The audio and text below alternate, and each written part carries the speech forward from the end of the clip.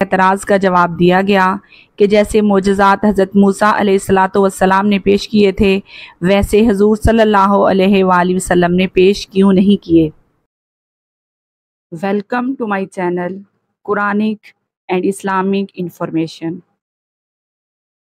بسم اللہ الرحمن الرحیم۔ السلام علیکم ورحمۃ اللہ وبرکاتہ۔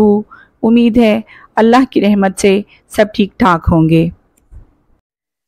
اگر آپ نے ابھی جوائن کیا ہے اور چینل کو سبسکرائب نہیں کیا تو کائنڈلی چینل کو سبسکرائب کر لیں اور بیل آئیکن پریس کر دیں تاکہ نئی آنے والی ویڈیوز کا نوٹیفیکیشن آپ کو مل سکے۔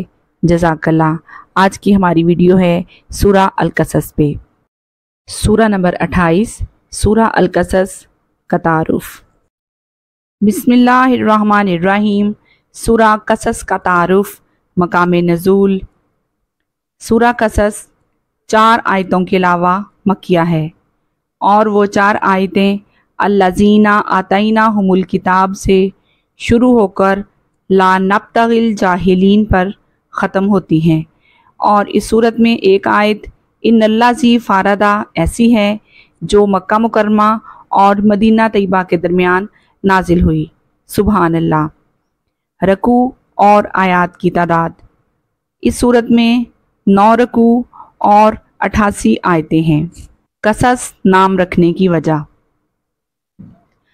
قصص کا معنی ہے واقعات اور قصے، اور چونکہ اس صورت میں مختلف قصے جیسے حضرت موسیٰ علیہ السلام کا واقعہ اور قارون کا واقعہ وغیرہ بیان کیے گئے ہیں، اس مناسبت سے اس صورت کا نام سورہ القصص رکھا گیا ہے۔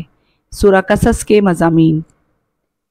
اس صورت کا مرکزی مضمون یہ ہے کہ اس میں بیان کیے گئے واقعات کے ضمن میں اسلام کے بنیادی عقائد جیسے توحید و رسالت اور مرنے کے بعد دوبارہ زندہ کیے جانے کو ثابت کیا گیا ہے، اور اس صورت میں یہ مضامین بیان کیے گئے ہیں۔ نمبر 1، حضرت موسیٰ علیہ السلام کی ولادت سے لے کر تورات عطا کیے جانے تک کے تمام واقعات تفصیل کے ساتھ بیان کیے گئے ہیں، اور ان واقعات کی ابتدا فرعون کے ان مظالم سے کی گئی جو وہ بنی اسرائیل پر ڈھاتا تھا۔ پھر حضرت موسیٰ علیہ السلام کی ولادت اور فرعون کے گھر میں ان کی پرورش کا واقعہ بیان کیا گیا۔ پھر قبطی کو قتل کرنے سے مصر سے مدین کی طرف ہجرت کرنے، حضرت شعیب علیہ السلام کی صاحبزادی سے شادی ہونے اور اس کے بعد کے چند واقعات ذکر کیے گئے ہیں۔ نمبر 2، کفار مکہ کے اس اعتراض کا جواب دیا گیا کہ جیسے معجزات حضرت موسیٰ علیہ السلام نے پیش کیے تھے ویسے حضور صلی اللہ علیہ وآلہ وسلم نے پیش کیوں نہیں کیے۔ نمبر 3، پہلے تورات و انجیل پر اور پھر قرآن پاک پر ایمان لانے والوں کی جزا بیان کی گئی۔ سبحان اللہ۔ نمبر 4، سابقہ امتوں پر عذابات سے کفار مکہ کو ڈرایا گیا کہ اگر انہوں نے اپنی روش نہ چھوڑی تو ان پر بھی ویسا ہی عذاب آ سکتا ہے، بے شک۔ نمبر 5، قیامت کے دن مشرکین اور ان کے شریکوں کا جو حال ہوگا وہ بیان کیا گیا، بے شک۔ نمبر 6، حضرت موسیٰ علیہ السلام اور قارون کا واقعہ بیان کیا گیا کہ اس نے کس طرح سرکشی کی اور اس کا کیسا دردناک انجام ہوا۔ ان دونوں واقعات میں نبی کریم صلی اللہ تعالیٰ علیہ وآلہ وسلم کی نبوت کی دلیل ہے، کیونکہ جب یہ واقعات رونما ہوئے تو اس وقت آپ صلی اللہ علیہ وآلہ وسلم وہاں پر موجود نہیں تھے، اور نہ ہی آپ صلی اللہ علیہ وآلہ وسلم نے کسی شخص سے یہ واقعات سنے تھے۔ سورہ نمل کے ساتھ مناسبت۔ سورہ قصص کی اپنے سے ماقبل سورت نمل کے ساتھ مناسبت یہ ہے کہ سورہ نمل اور سورہ شعراء میں بیان کیے گئے حضرت موسیٰ علیہ السلام کے واقعے میں جو چیزیں اجمالی طور پر بیان کی گئیں وہ سورہ قصص میں تفصیل کے ساتھ بیان ہوئی ہیں۔ سبحان اللہ۔ سورہ قصص کی پہلی 3 آیات کا ترجمہ اور تفسیر۔ آیت نمبر 1 اور 2 ترجمہ ہے، یہ آیتیں ہیں روشن کتاب کی۔ سبحان اللہ۔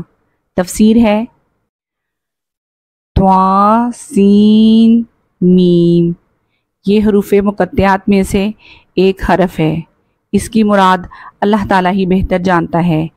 تل کا آیات، یہ آیتیں ہیں، یعنی اس سورت کی آیتیں اس روشن کتاب کی آیتیں ہیں جس میں حلال و حرام کے احکام، حضور اقدس صلی اللہ تعالیٰ علیہ وآلہ وسلم کی نبوت کی صداقت، پہلوں اور بعد والوں کی خبروں کا بیان ہے۔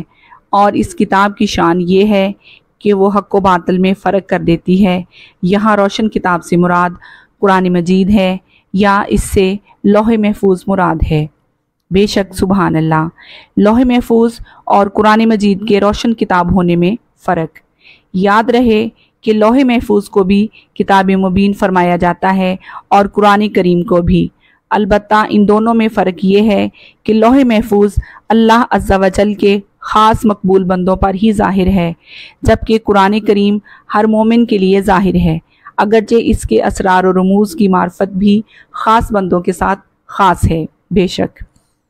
آیت نمبر 3، ہم تم پر پڑھیں موسیٰ اور فرعون کی سچی خبر ان لوگوں کے لیے جو ایمان رکھتے ہیں۔ تفسیر، نتلو علیکا من نبائی، ہم تمہارے سامنے خبر پڑھتے ہیں۔ یہ ارشاد فرمایا کہ اے پیارے حبیب صلی اللہ تعالیٰ علیہ وآلہ وسلم، ہم آپ کے سامنے حضرت موسیٰ علیہ السلام اور فرعون کی سچی خبر ان لوگوں کے لیے پڑھتے ہیں جو ایمان رکھتے ہیں۔ یہاں ایمان والوں کا بطور خاص اس لیے ذکر کیا گیا کہ یہی ان واقعات سے حاصل ہونے والی نصیحت کو قبول کرتے ہیں۔ نیز یاد رہے کہ اس صورت سے پہلے 19 صورتوں میں حضرت موسیٰ علیہ السلام کا واقعہ ذکر ہو چکا ہے، اور اس صورت کے بعد مزید 17 صورتوں میں آپ علیہ السلام کا واقعہ مذکور ہے۔ اتنی کثرت سے آپ کا ذکر کرنے کی ایک وجہ یہ بیان کی گئی ہے کہ اس میں حضور پر نور صلی اللہ تعالیٰ علیہ وآلہ وسلم کی نبوت کی خاص دلیل تھی، کیونکہ آپ بغیر پڑھے اور تاریخ دانوں کے پاس بیٹھے بغیر ایسے سچے واقعات بیان کر رہے تھے، اور یہ وحی کے بغیر ممکن نہیں۔ دوسری وجہ یہ بیان کی گئی ہے کہ عرب میں حضرت موسیٰ علیہ السلام اور فرعون کے واقعات خاص و عام میں بہت مشہور تھے، اور ان واقعات میں بنی اسرائیل نے بہت سی غلط باتیں ملا دی تھیں۔ اس لیے اللہ تعالیٰ نے یہ واقعات قرآن کریم میں جگہ جگہ مختلف طریقوں سے بیان کیے تاکہ اس کے غلط اور صحیح پہلو ایک دوسرے سے ممتاز ہو جائیں۔ بے شک سبحان اللہ۔ ویڈیو اچھی لگے تو لائک، کومنٹ اور زیادہ سے زیادہ شیئر کریں، اور اس نیک کام میں میرے ساتھ شامل ہو جائیں۔ جزاک اللہ۔ نیکسٹ ویڈیو میں انشاءاللہ سورہ القصص کی بقیہ آیات کا ترجمہ اور تفسیر لے کر حاضر ہوں گی۔ ایسی مزید قرآنک اینڈ اسلامک انفارمیشن کے لیے چینل کو سبسکرائب کر لیں۔ جزاک اللہ۔ اللہ تعالی ہم سب کے لیے آسانیاں پیدا فرمائے، آمین ثم آمین۔ نیکسٹ ویڈیو تک کے لیے اجازت دیں۔ اللہ حافظ۔